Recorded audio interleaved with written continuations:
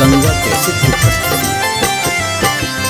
मिल गेल अरवा से छौरी कॉलेज के पिछुअरिया में गे, कॉलेज के पिछुअरिया में मिल गेल अरवा से छौरी कॉलेज के पिछुअरिया में गे, कॉलेज के पिछुअरिया में चुम्मा ललको पंकजवा छौरा कॉलेज के पिछुअरिया में गे, चुम्मा ललको मनीषवा छौरा 2 बजे दोपहरिया में गे, चुम्मा ललको अनिसवा छौरा दिन के दोपहरिया में।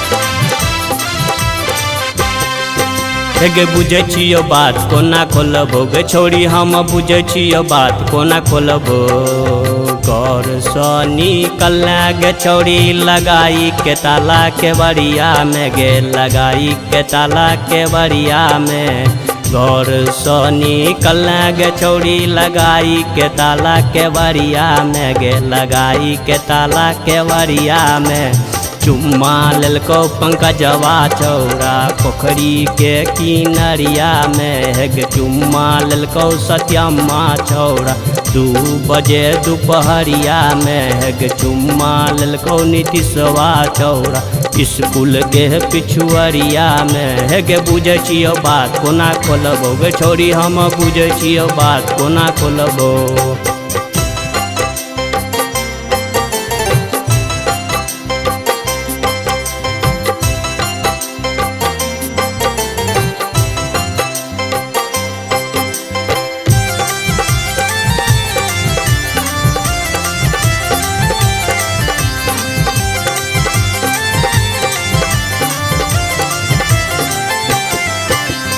कोई न बुझतो इह कारण गेल गाँव के खरहरिया में गे, गाँव के खरहरिया में कोई न बुझतो इह कारण गेल गाँव के खरहरिया में गे, गाँव के खरहरिया में चुम्मा ललको बजुआ छौरा गाँव के खरहरिया में गे, चुम्मा ललको अमरवा छौरा नदी के किनरिया में गे, चुम्मा ललको अनिलवा छौरा 2 बजे दोपहरिया में गे। बुझे छियो बात कोना खोलबो गे छोड़ी हम बुझे छियो बात कोना खोलबो।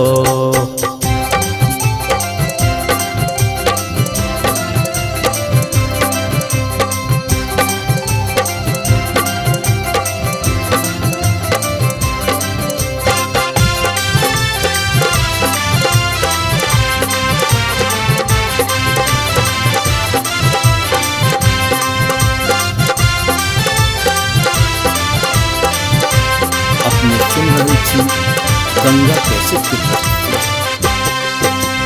कौन करम के गे छौरी गाँव के पिछुअरिया में गे, गाँव के पिछुअरिया में कौन करम के गे छौरी गाँव के पिछुअरिया में गे, गाँव के पिछुअरिया में चुम्मा ललको सरोजवा छौरा 2 बजे दोपहरिया में गे, चुम्मा ललको कुरकुरवा छौरा दिन के दोपहरिया में गे, चुम्मा ललको रोहितवा छौरा दिन के दोपहरिया में गे। बुझे छियो बात कोना खोलबो गे छोड़ी हम बुझे छियो बात कोना खोलबो।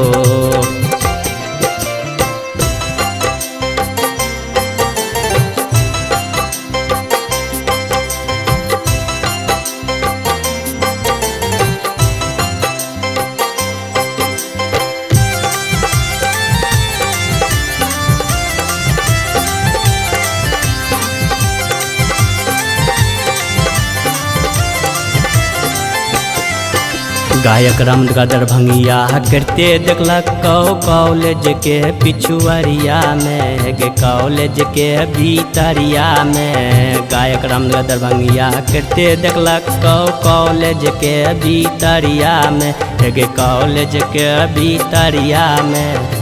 चुम्मा ललको सत्यम्मा छौड़ा कॉलेज के भीतरिया में गे चुम्मा ललको अंकजवा छौड़ा कॉलेज के पिछुआरिया में। गे बुझे छियो बात कोना खोलबो गे छौड़ी हम बुझे छियो बात कोना खोलबो। मिल गेल यरवा से छौड़ी कॉलेज के पिछुआरिया में गे कॉलेज के पिछुआरिया में। मिल गेल यरवा से छौड़ी कॉलेज के पिछुआरिया में गे कॉलेज के पिछुआरिया में। चुम्मा ललको पंकजवा छौड़ा कॉलेज के पिछुआरिया में गे चुम्मा ललको मनीषवा छौड़ा 2 बजे दोपहरिया में गे चुम्मा ललको अनीसवा छौड़ा दिन के दोपहरिया में।